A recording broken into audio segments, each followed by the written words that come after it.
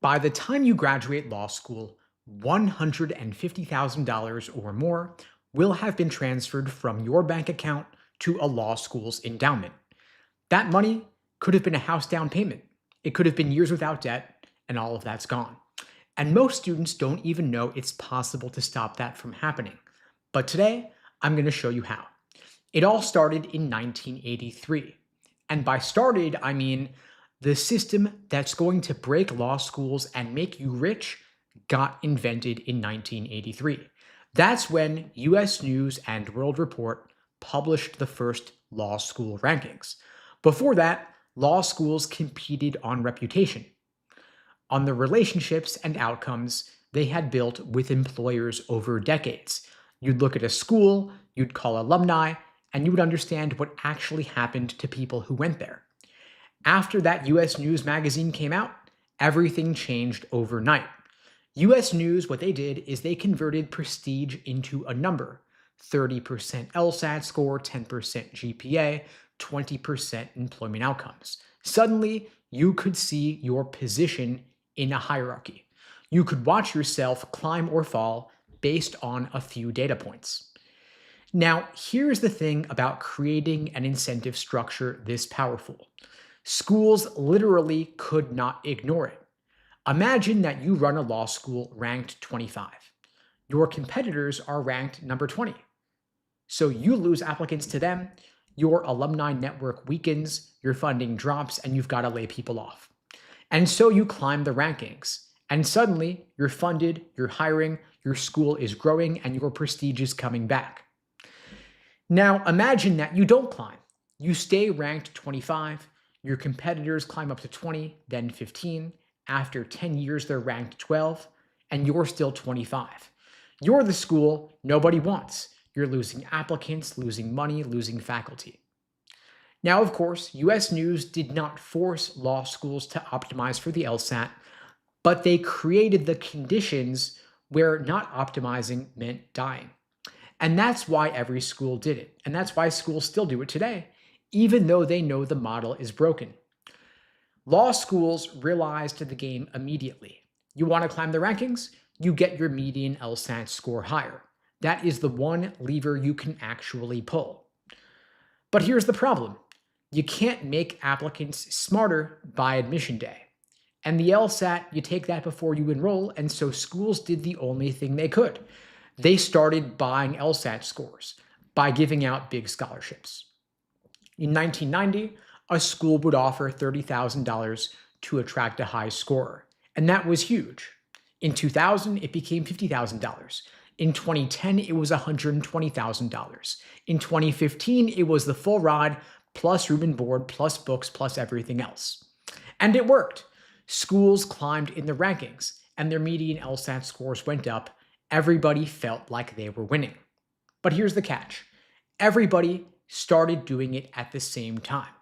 By 2015, every top 50 school was playing the scholarship game. Schools ranked number 15 couldn't let a school ranked 18 outbid them, and so schools ranked 18 couldn't let schools ranked 20 outbid them. It became a prisoner's dilemma where everybody had to keep bidding or they would lose. And so the numbers got insane.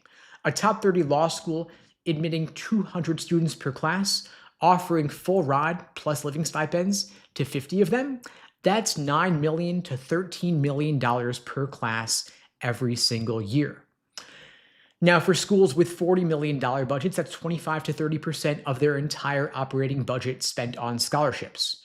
Schools are spending roughly $1 on scholarships for every $3 they're bringing in. They are cannibalizing themselves to climb in the rankings. In 2010, 140,000 people applied to law school. That was the peak. But then the applications started dropping. In 2015, you had 75,000 applications. 2022, 58,000 applications. But things are coming back up. And schools are spending 30% of their budget on scholarships. It's not sustainable. And so schools started going bankrupt. Thomas Jefferson School of Law closed in 2020. Indiana Tech went under in 2018. Cooley Law went from 1,200 students to a couple hundred. These schools had been competing in the scholarship arms race, and they realized the model was broken and they could not afford to keep playing. But here's the weird part.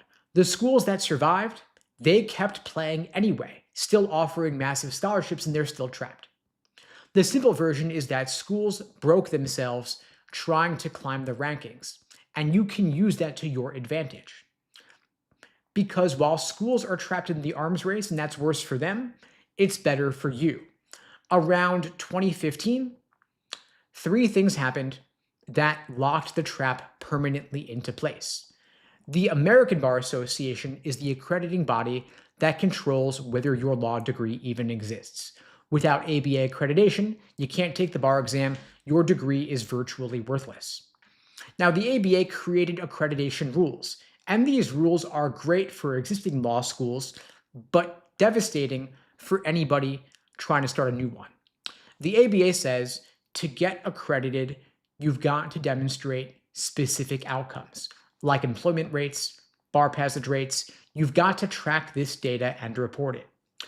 So think about what this does. The ABA is supposed to protect students, but instead, they built a wall so high that no new schools can climb over it. Meanwhile, the schools inside the wall, the ones that are already accredited, say, this is great, we don't have competition, and they pull up the ladder behind them. Then the ABA locks the door from the inside. But that's not even the trap yet. Now here's the trap. The ABA measures employment as employed 9 months after graduation. That's it. They don't distinguish between a $200,000 big law job and a $35,000 part-time doc review gig. Both of them count the same. And schools realized they could game this metric, and so of course they did. Some schools started counting unpaid internships as employment. Some counted part-time positions as full-time employment. Some counted positions at their own schools as employment. And so, in other words, they inflated the numbers so the ABA would not revoke their accreditation. Now schools are trapped in a different way. They need accreditation to exist. Accreditation requires employment numbers, and those employment numbers are inflated. And so schools have to maintain employment numbers high enough to keep those levels up, to maintain their accreditation, which means they cannot stop offering scholarships, which means they cannot stop competing in the arms race, which means they're losing money and they can't escape a vicious cycle. Now, here's why schools can't just stop. Schools expanded during the boom years, 2005 to 2008. They built new buildings, they hired faculty, they took on debt, and that debt still exists. To pay that debt, schools need enrollment. To get enrollment, they need scholarships. To fund scholarships, they need new revenue coming in. But tuition hasn't gone up because if it did, applications would drop further. And so schools are trapped by their own history. They expanded when times were good, but now times are bad for them, and they still have that debt. They need the enrollment to pay the debt, and they need scholarships to get the enrollment, and so they're stuck. It's like they tried to climb a mountain, and now they're so high up that they can't climb down without falling. They've got to keep climbing or they die. And that's actually what happened to them. Now, the ABA's rules, which were supposed to protect students, actually locked students into the broken system. The ABA became a barrier to exit, not a barrier to entry. A school cannot just decide to shrink. They can't say, we're going to admit fewer students and charge higher tuition. That would reduce their median LSAT instantly, and they would lose accreditation or drop in the rankings. Then they would lose even more applicants, so it's a death spiral. And they're trapped. And they're still trapped right now. Now, here is what I want you to understand. The schools are not evil. The people running them are not trying to scam anybody. They're just trapped. They realize the model is broken and the economics don't work. They are spending 30% of their revenue on scholarships to recruit students for a product that does not guarantee good outcomes. They know this and they cannot stop. And that creates a very specific dynamic between schools and applicants. Schools are desperate. They are willing to move.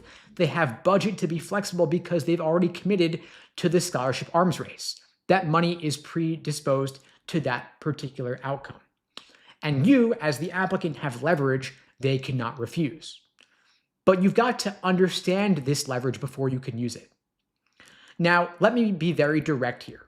In 2010, If you got into a school ranked 18, the school's attitude was congratulations, you're lucky, be grateful. In 2026, the schools ranked 18 need you to choose them more than you need to choose them.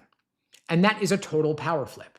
Schools ranked 15 to 30 are the most desperate. They're not the top tier where they can be selective. They're not a Harvard or a Yale.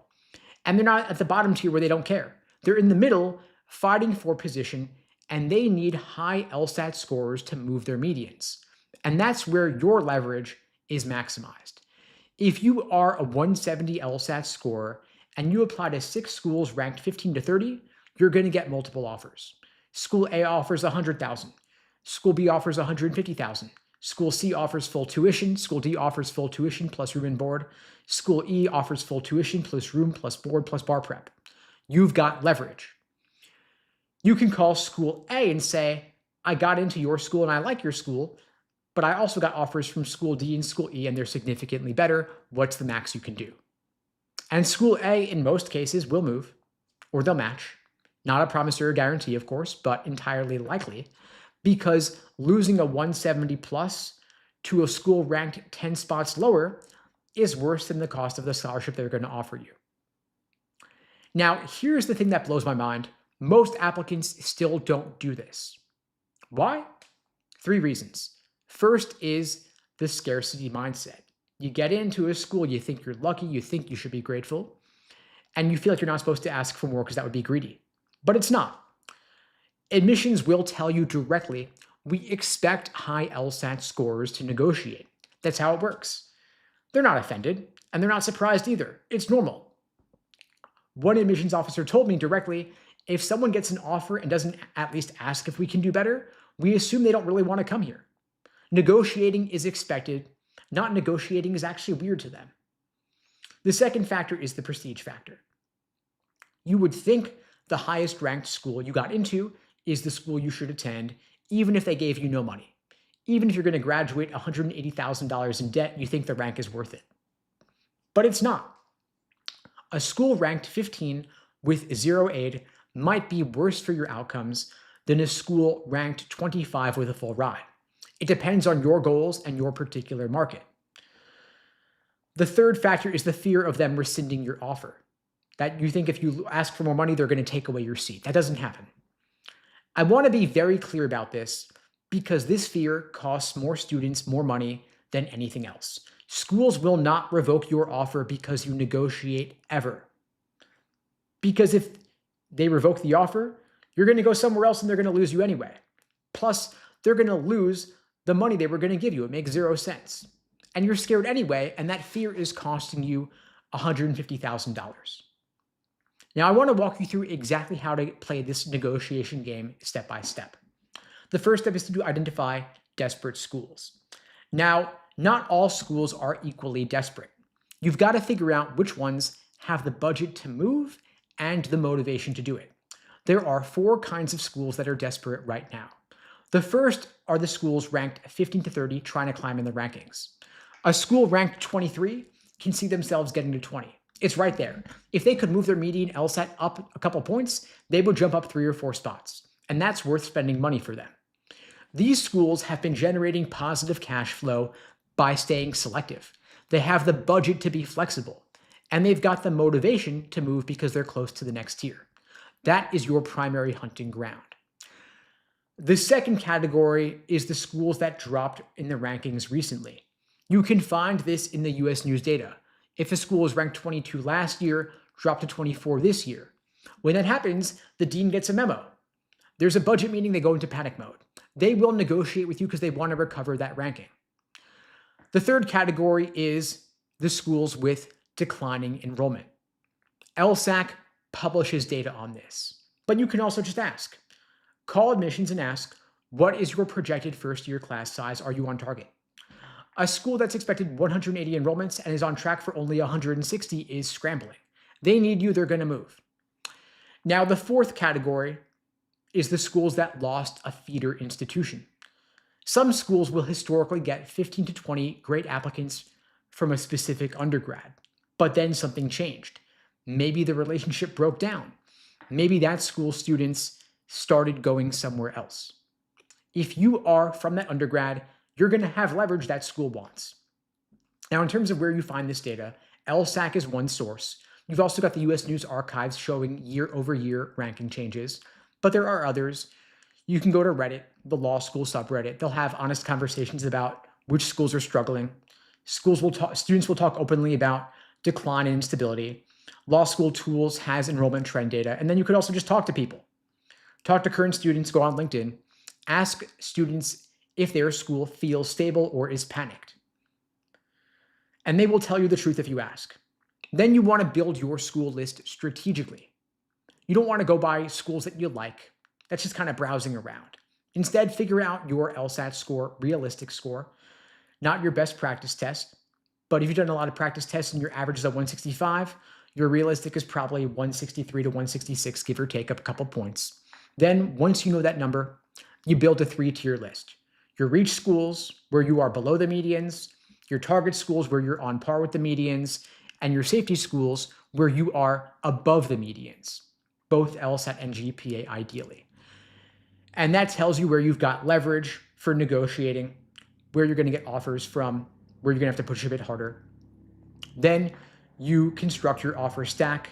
You apply in September, October, ideally earlier in the cycle when there's more scholarship money available and it's a bit easier to get in. Then decisions come back sometime January to April or so, ideally. Then when the first decision comes back, don't commit right away, of course. Do not commit. Wait for more offers, more decisions. And let's say you might get 5 different offers over the course of the next couple months. School A offers you a bit of scholarship money. Schools B, C, and D offer you increasing amounts of scholarship money, plus stipend, plus room and board, plus bar prep fees, and so on.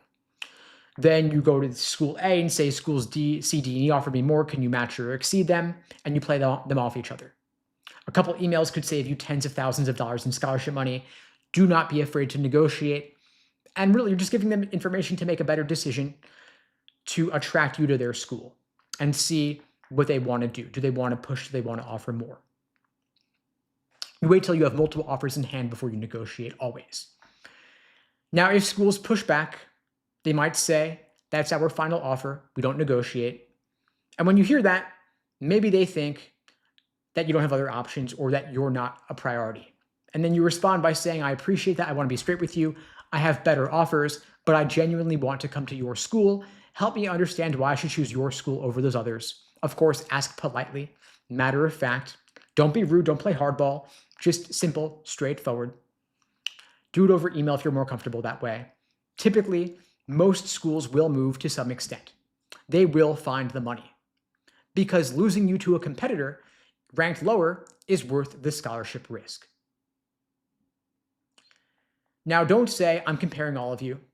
Say, I got offers from a few schools and I want to understand where you'd be positioned compared to them. Don't say School X is offering way more than you are. That's going to put them on the defensive. Say, here's what they're offering. Can you be competitive on that number? Now, if you negotiate too aggressively, you might offend them. If you ask for double what they offered with no justification, you might come across as greedy and they'll just turn you down. If you negotiate too hard and if you're rude, they might withdraw their offer. If you negotiate for months, you get exhausted, you might end up making a bad decision because you're fatigued. So set a deadline for yourself. Say to yourself, for example, I'm making a decision by April 1st, and then stick to it. But while these are real risks, they are manageable. The upside is $150,000 or more. If you feel uncomfortable for a couple of weeks going back and forth, that's a pretty good trade. Now, not all scholarships are equal. Some of them are conditional on your maintaining a certain GPA. That is risky. That could be a trap because they offer those scholarships to too many people. Some are doomed to failure, and of course, nobody ever thinks they're going to be in that position. Law school has a forced curve. About 15% of your class will have a GPA above 3.5. About 15% will have a GPA below a 3.0. So 85% might lose a given scholarship at some point. So ask what percentage of applicants or recipients keep the scholarship through graduation. And if they won't tell you, don't take the offer. If it's renewable annually, that means they could revoke it. Ask them to commit for the full 3 years so you're locked in and your money is secure. And some scholarships only cover tuition, but you also want fees, room and board, books, bar prep covered as well. Ask if those factors are included. You also want to see, will they move after the first offer? If you negotiate and ask if they can do better and they don't budge at all, they're not desperate for you. Doesn't mean you shouldn't go there, but know that you might have better leverage with other schools, and so factor that in. Then finally, if they give you an aggressive commitment deadline of 48 hours, it's a pressure tactic. You don't have to say yes to that. Ask them to extend. And if they won't, maybe you want to go somewhere else. Now, of course, there are other factors involved in choosing a law school beyond scholarships.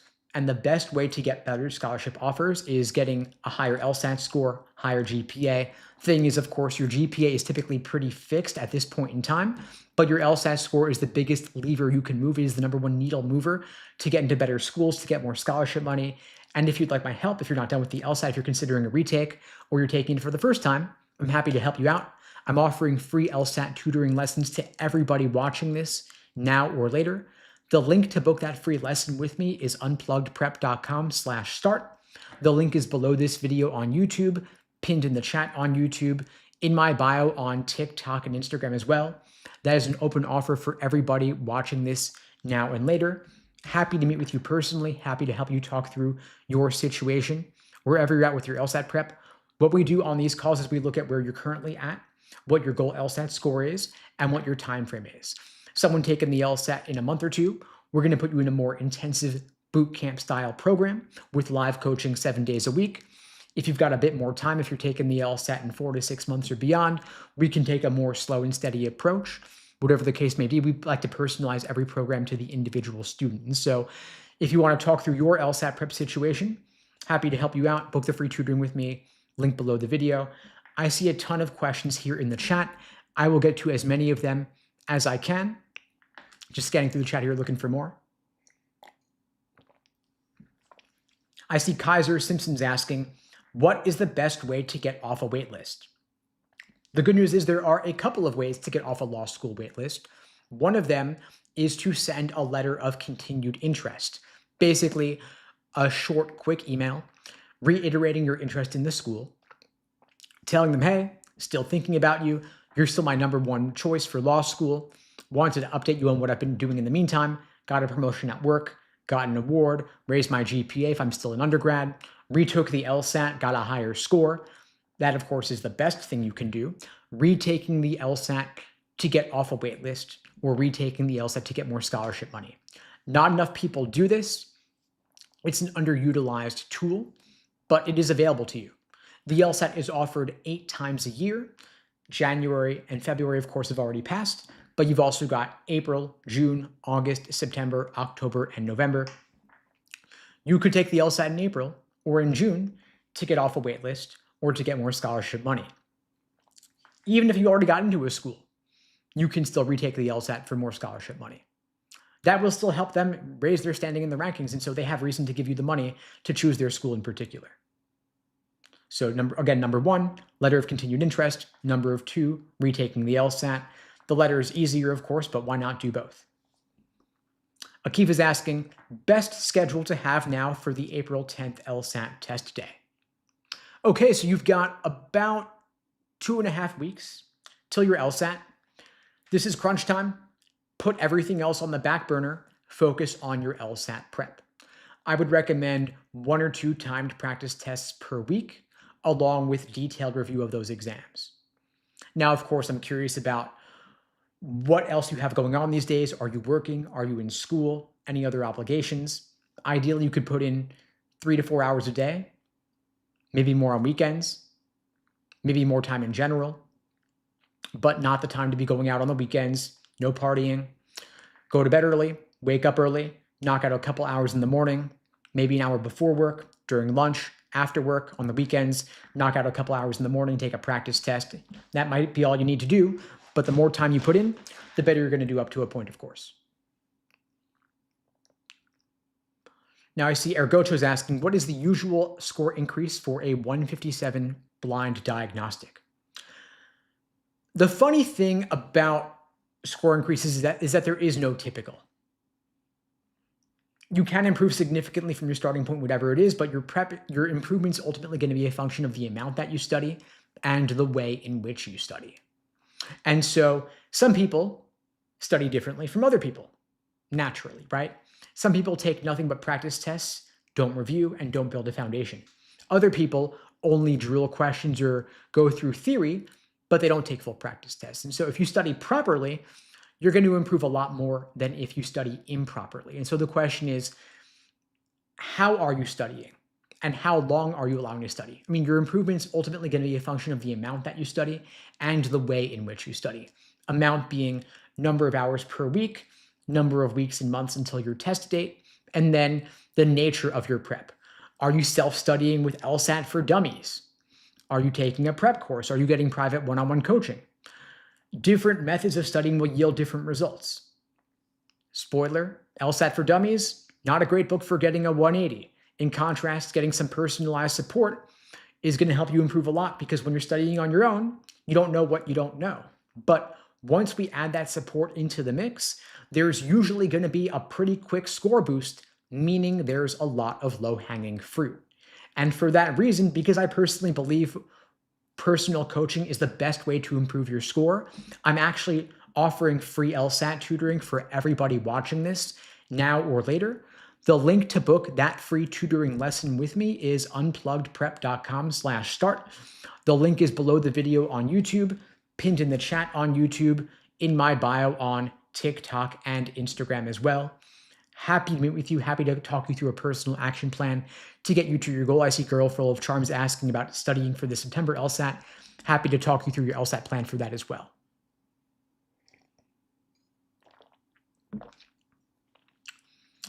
I see Ecstatic is asking, can I get into law school applying later during April? If it's not a T14, scholarship money is not a priority. Okay, so you're asking, you don't care about getting into a top 14 law school. You don't need scholarship money. You want to apply to law school in April and you're wondering, can you still get in? So yeah, you can. I mean, the April LSAT is not too late for a lot of law schools. Some law schools will not accept April LSAT results. Some will. Each school has its own unique different deadlines. So ask them if they're still taking applications. Caveat, of course, when you apply at the tail end of the cycle, it's a bit harder to get in and there is less scholarship money available. But you mentioned scholarship's not a big deal. T14, not a big deal. So yeah, I think that you could still get in at this late date. A lot of law schools will take April LSAT results. Tyler's asking, should I start studying at the start of my junior year? You could. Yeah, I mean, your LSAT score is good for 5 years. I do think there's a lot to be said for planning ahead, knocking the LSAT out early, giving yourself more time. If, for example, you might need to retake the LSAT, giving yourself space to do that and still apply beginning of senior year, for example, I think is a pretty good move. Of course, doesn't take you a whole year to study for the LSAT, or at least hopefully it won't. So if you were to start in, say, September when junior year begins, you could take the LSAT in maybe January or February, and then you've got 6 months or 7 months to retake it if you needed to. Not saying that you will need to, but you have that buffer just in case. Ella's asking, I'm waitlisted at a top 14 and at a safety, but rejected from a target school. Why do you think this is? Well, admissions is, to some extent, unpredictable. There are people who get rejected from safeties and get into reach schools. Every school has its own unique preferences, its own unique priorities, and of course, softs can play some role. Admissions is primarily numbers driven, but there are other additional factors like your resume, application essays, and so on, and each cycle is unique. They might be looking for a different candidate with a different profile. And this cycle in general is a pretty lengthy one.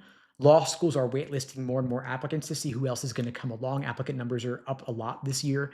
And so the cycle is delayed and extended for that reason.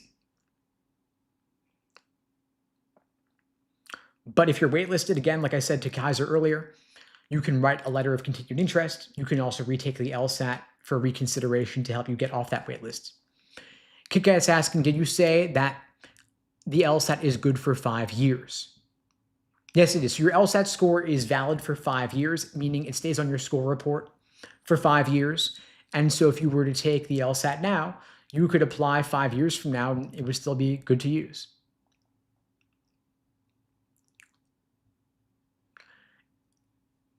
I'm just scanning through for other questions here, folks. Feel free to keep them coming. See a question you're asking about is a 3.55 GPA terrible? No, it's not terrible. The problem, though, is that there is so much grade inflation for your undergraduate GPA that a supposedly good GPA could actually be a weak GPA because of law school medians. For example, the top 14 law schools all have LSAT medians of 170 to 174 and GPA medians of roughly 3.9. And so a 3.55 GPA is significantly below that 3.9 median. And so if you are below the 3.9 median, you're going to want to have a much higher LSAT score to compensate. So for the typical T14 applicant, you're going to want to have a 175 plus LSAT score to offset anything below a 3.9.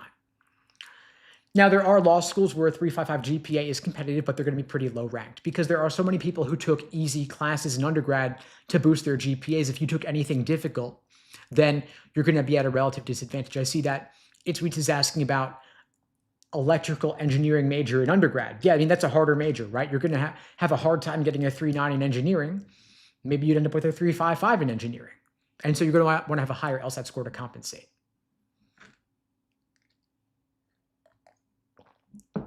Now, the thing is, if you majored in STEM for undergrad and your GPA is lower, law schools will see the major, its useful context. At the same time, though, the numbers are the numbers. And so while they could say to themselves, oh, this person definitely has a career in intellectual property going forward, this person is very employable, they're also going to want to see a relatively higher LSAT score to compensate. But the funny thing is that STEM majors tend to do pretty well on the LSAT, even better than pre-law majors on average, strangely enough. Richard's asking, is there any correlation between the SAT and the LSAT? Yeah, there is actually. I did a blog post about this many years ago, and yes, there is a correlation between the two. In fact, there's a general correlation between all standardized tests, meaning people who do well on one exam do well on other exams also. Some people are just good at tests, and you do well on one test, you're going to do well on other tests also. It's not a one-to-one correlation, of course.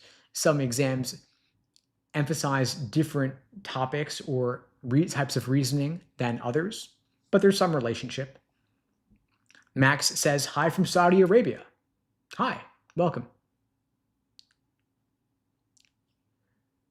KitKat's asking, are there provisions for wicked hard majors? I'm from Boston. Welcome from Boston, KitKat. So wicked hard majors. Yeah, I mean, if you have a wicked hard major, a degree in something pretty difficult, law schools will see that as context, but at the same time, because the numbers are the numbers, they're going to want to see a relatively higher LSAT score if your GPA is lower. And because the American Bar Association and US News do not have provisions for different majors, taking a harder major that gives you a lower GPA is effectively penalizing you. It's unfortunate, it's not fair, but it is what it is. And so all the more reason to get a higher LSAT score to compensate. Now I see Kaiser's asking about increasing your GPA if you've already completed undergrad.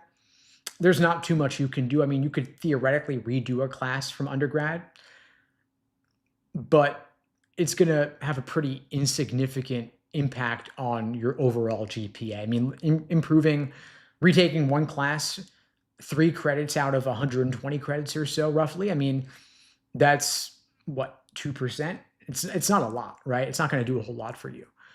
Better to just focus that effort on the LSAT to get a higher score.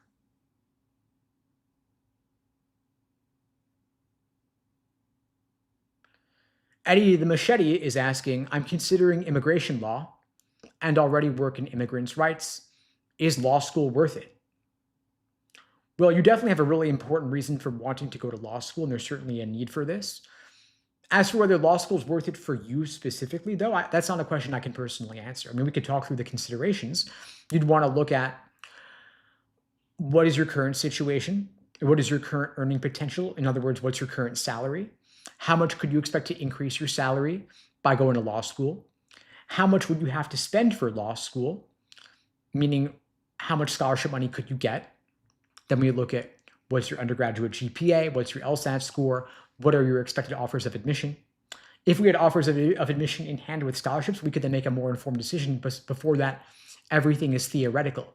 So you could look at both the financial return. You could also look at your personal fulfillment in better enabling you to work in immigrants' rights, to fight for immigrants' rights, to empower you to help others. And that's, of course, beyond the financial. Both the financial is important as well, but it's not everything. But those are some things I would think about. I would also talk to people currently practicing immigration law, working in this area, and ask them how they feel about it, what their earning potential is. Are they able to provide for themselves and their families? How much debt have they taken on? And what could you expect to do? All important questions, though, but I think that your heart's in the right place here, and I think that you could have a great impact if you wanted to pursue this.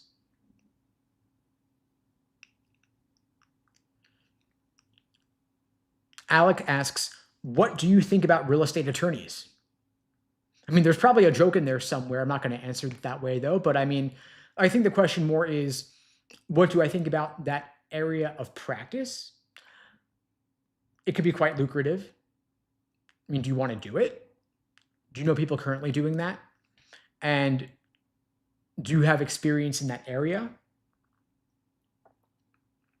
Like I mentioned to I think it was Eddie before. What do you know other people in that space, and can you talk to them to get a sense of what it's like to work in that niche? That's always my answer when it comes to any particular practice area. Get some real world exposure by talking to people before you commit 3 years of your life in 6 figures in tuition based on a vague understanding. Don't leave anything hazy. Make it concrete by talking to people.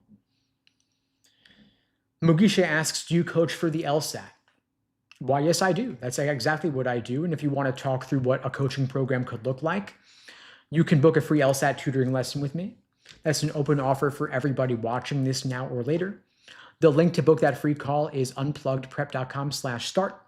The link's below the video on YouTube, pinned in the chat on YouTube, in my bio on TikTok and IG as well. Open offer. And by the way, folks, for those of you just joining, I offer these sessions, these live streams every single weekday, same time, same place, 2 p.m. Eastern, 1 Central, 11 Pacific, here on YouTube, TikTok, Instagram, wherever you're watching this.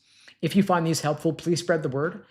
The only way this grows is through word of mouth. I don't do any advertising for these lives, and the algorithm doesn't really boost them because they can't run ads during them. So I do appreciate your support, sharing this to your socials, to your TikTok feed, to group chats, Discords, subreddits, Facebook groups. I do appreciate the support to help this grow over time.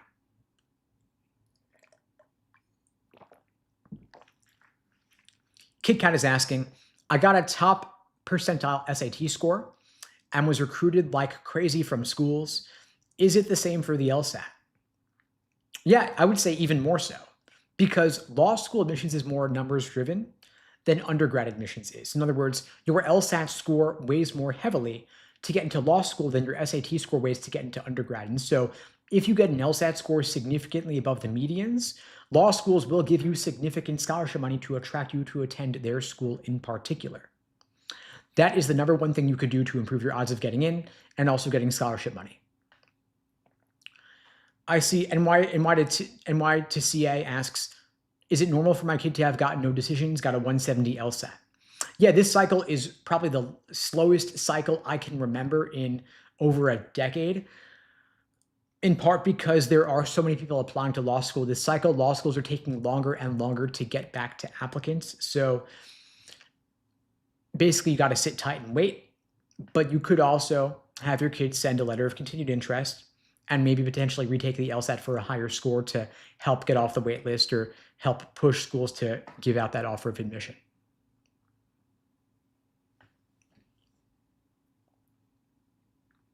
Peter asks, if I decide to go to a law school that is not the best, what are my chances of transferring after 1L?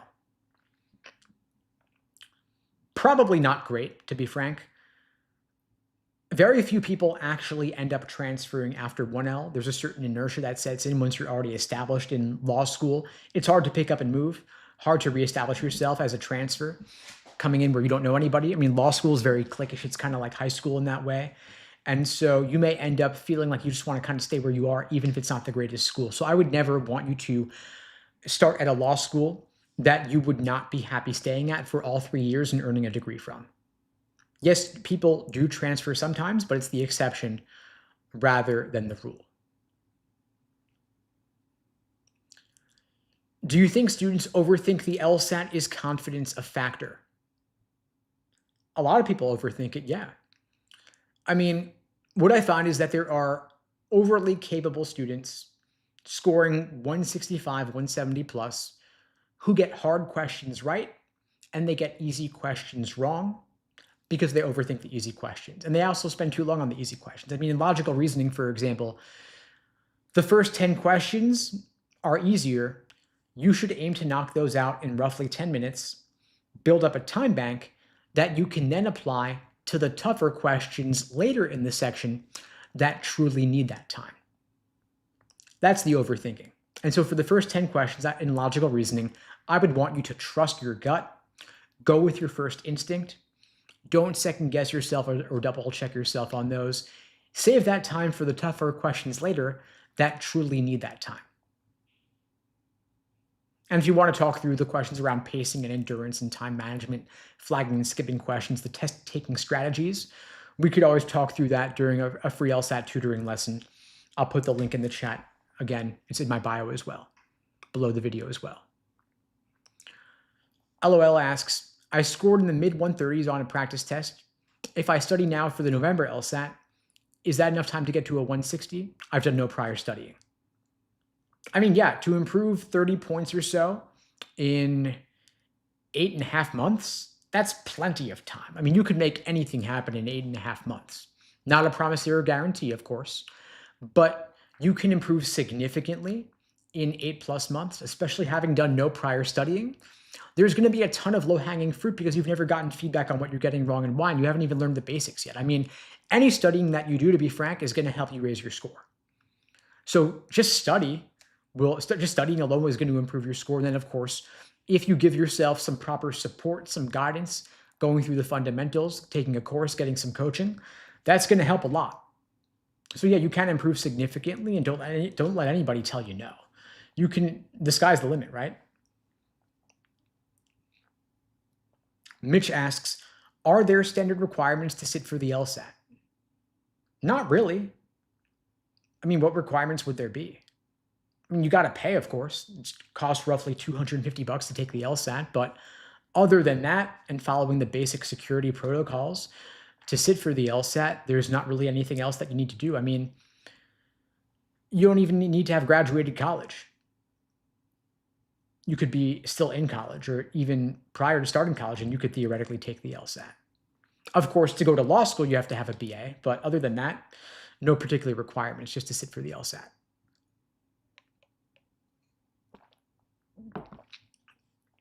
Peter's asking, what's more important, the school you go to or the connections you have? I mean, they're both important. I mean, a prestigious law school name on a resume is going to help a lot. Connections also help, though. I mean, if you had Harvard Law on your resume, that's going to help. Same with Yale Law. But connections will also help a great deal as well. And sometimes the prestige of the school helps you get the connections. They feed each other, right?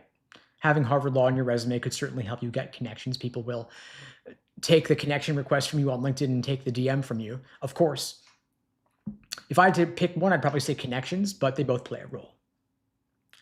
Jack asks, how early should you apply to schools?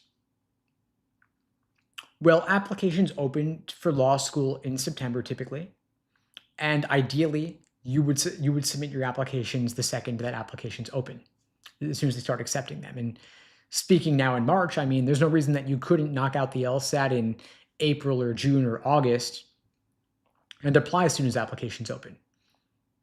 And when you apply earlier, there's more scholarship money available and it's easier to get in. So no reason not to. I see Wen Guang is asking, do you think there is still value in doing analytical reasoning practice for 170 plus scorers? So by analytical reasoning, you mean logic games, right? I don't see any reason to study logic games. Logic games have been off the test for almost 2 years now. And you could make a hypothetical argument about how logic games skills relate to the current LSAT, even though logic games is no longer on the LSAT, that logic games and logical reasoning have some similarities, sure, but there's also literally thousands of official LSAT questions that you can study from that reflect the current LSAT format.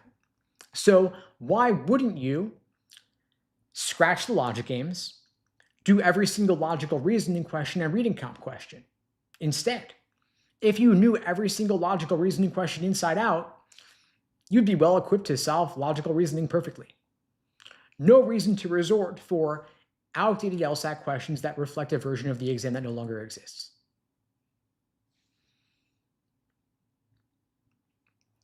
H asks, if you have a low GPA, should you still apply at the start of your senior year or wait until the spring?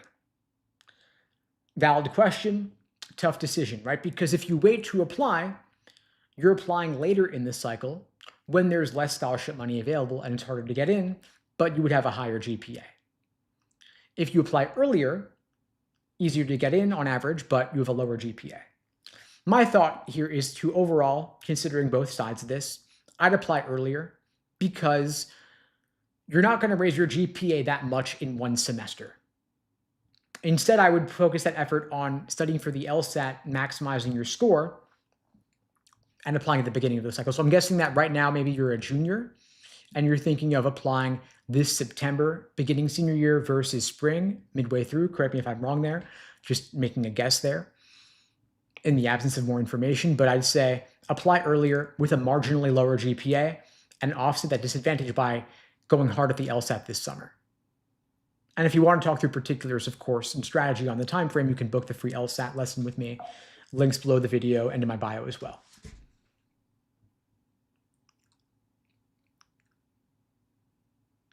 Carter's asking, can you elaborate more on the cost of law school and why the LSAT determines everything? Well, the cost of law school, typically the average cost of attendance is roughly $84,000 per year times 3 years. Then additionally, you've got the opportunity cost of attending law school versus doing something else during those 3 years. Now, your LSAT score is the biggest way that you can mitigate the cost of law school or eliminate it entirely by getting scholarship money. If you apply to law school with an LSAT score above their medians, the higher it is above the medians, the more scholarship money they will give you to help them raise their standing in the rankings. That's the short answer. If you want the longer answer, I actually covered it earlier in this live. You can watch the recording on my YouTube channel, linked in my bio on TikTok and Instagram. I have the whole thing on there, as well as all the previous lives going back several years, covering everything LSAT and law school admission. So for those who are watching on TikTok or IG, click over to YouTube for more through my bio.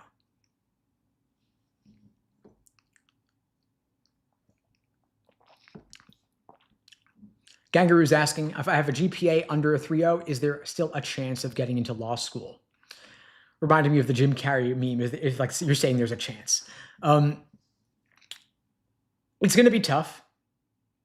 A GPA under a 3.0 definitely raises some questions. You're going to want to write an addendum explaining the reasons why the GPA was relatively low. The good news is, of course, that you still have your LSAT score as a mitigating factor. And so if you can get a much higher LSAT score to offset the lower GPA as a splitter applicant, then you can show them that you do have the academic capabilities and that your GPA does not reflect your true potential.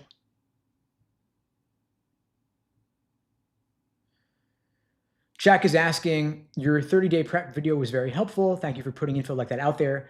Do you have a 2-month plan, like if I was to take the LSAT in June? So yeah, so I'm glad the video was helpful. For those who aren't aware, I have a video on my YouTube channel titled something like increasing your LSAT score in 30 days and outlining my 1-month LSAT study plan. Now, the 2-month version would basically be that doubled. And so for those who aren't aware, at LSAT Unplugged, we break LSAT prep into 5 major phases using the LASER approach. LASER is an acronym standing for Learning, Accuracy, Sections, Exams, and Review. Learning is building the foundation. learning the different sections of the LSAT, the different question types. In logical reasoning, you've got roughly 15 different types of questions like strengthen, weaken, flaw, parallel, resolve, and so on. You've also got reading comp to work on as well. So we cover all of that in the foundational phase. Then during the accuracy phase, phase 2, A for accuracy, we're drilling questions by type to better understand the proper perspective from which to view each section and each question type. Then we've got S for doing individual sections, working on pacing and time management, 35 minutes under standard time constraints. Then you have E for exams and endurance, taking full-length timed practice tests. And finally, R for review, using the Socratic review method. Now, ideally, you would give yourself more than just a month or two to achieve your fullest potential on the LSAT. And we like to personalize every program for the individual student. And so we look at your current starting point, your goal LSAT score, when you plan to take it, and then we craft a personalized action plan to get you to your goal over your time frame, considering your other obligations, whatever else you have going on. Now, broadly speaking, I would spend roughly 3 weeks on learning and accuracy, meaning 3 weeks on the foundation and the drilling, 3 weeks on individual sections, 3 weeks on full-length exams, for a total of 9 weeks, roughly 2 months, for a 2-month time frame for those taking the LSAT in June. And I would include review throughout the process using that Socratic review method. Of course, I wouldn't delay practice tests until the final 3 weeks only. I would start them earlier, but just giving you a broad sense of what the emphasis of each phase should be. Again, if you want to talk through the particulars, you could book the free LSAT lesson with me through the link in my bio, below the video linked as well.